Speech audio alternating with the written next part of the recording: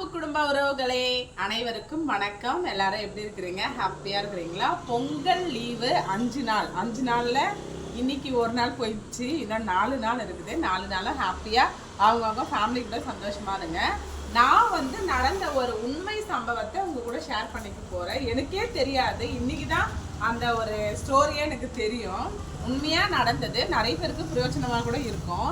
அப்பார்ட்மெண்ட்ல, அந்த அப்பார்ட்மெண்ட் பேர்லாம் வேணாம், ஒரு அப்பார்ட்மெண்ட்ல வீட்டு வேலை செய்யற அக்கா ஒருத்தவங்க, அவங்களோட பேரும் நம்மளுக்கு வேணாம், சரிங்களா?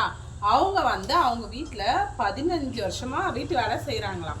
அப்படி இருக்கும் பொழுது அவங்க வீட்டோட சாவி, பீரோ சாவி எல்லாத்தையும் அந்த ஓனர் அம்மா இந்த வீட்டு வேலை செய்யறாங்கல்ல, அந்த அக்கா கிட்ட கொடுத்துருவாங்களாம். அந்த சூழ்நிலையில இருக்கும் பொழுது 30 சவரம் நகை, 1 சவரம் 2 சவரம் கிடையாது, 30 சவரம், இப்ப இருக்கிற ரேட்டுக்கு 30 லட்சம்.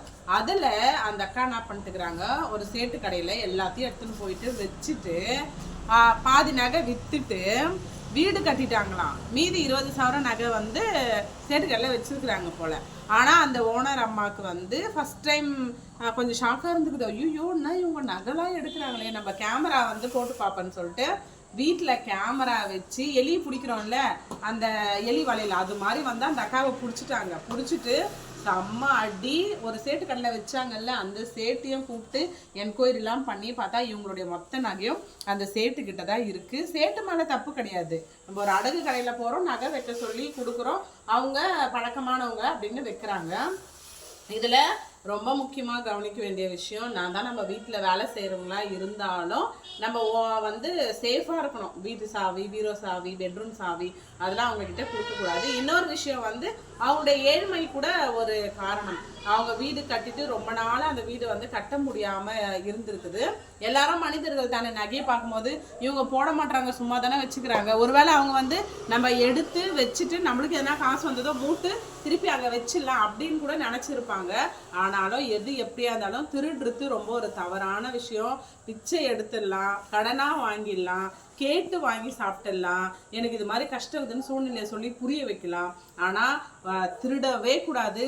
அதை நான் சொல்கிறது ரொம்ப பெருமையாக தான் இருக்குது. ஏன்னா நான் ₹1 கூட யாருக்கும் தெரியாமல் அடுத்தவங்க காசுலாம் நான் எடுக்கவே மாட்டேன். எங்கள் அப்பா கிட்ட எடுப்பேன் பர்செல்லாம், எங்கள் வீட்டுக்காரர்கிட்ட எடுப்பேன்.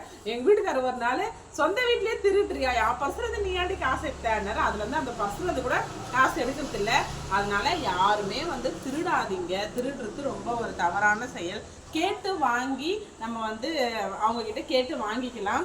இப்போ அந்த அக்கா புழல் ஜெயிலில் இருக்கிறாங்க. செம்ம அடியா. அவங்கள அது எப்படி அந்த குடும்பம் எவ்வளோ, அது ஊர் ஃபுல்லாக தெரிஞ்சு போச்சு, எவ்வளோ அசிங்கம். அவங்க அழகாக ஓனர் எவ்வளோ நம்பிக்கை இருப்பாங்க. இதில் நிறைய விஷயம் இருக்குது, நம்பிக்கை துரோகம் இருக்குது. ஒரு சிலது ஏழ்மையை வீடு கட்டணும் அப்படின்ற ஒரு ஆசைனால அவங்களுடைய பொருளை இச்சத்ததுனால இன்னைக்கு அவங்க தண்டனை அனுபவிச்சுருக்கிறாங்க. அதனால இதை பார்க்குற நீங்க கூட ஒருவேளை ஓனரா இருந்தீங்கன்னா சேஃபா இருங்க. ஒருவேளை வீட்டு வேலை செய்யறவங்களா இருந்திருந்தா போனோமா, வீட்டு வேலை செஞ்சோமா, அவங்க எதனா கொடுத்தாங்களா, வாங்கிட்டு வந்தோமா அப்படின்னு இருங்க. Thank you to all. மறக்காம பாப்பு ஃபேமிலியை சப்ஸ்கிரைப் பண்ணுங்க. நாளைக்கு பொங்கல். அனைவருக்கும் இனிய பொங்கல் வாழ்த்துக்கள்.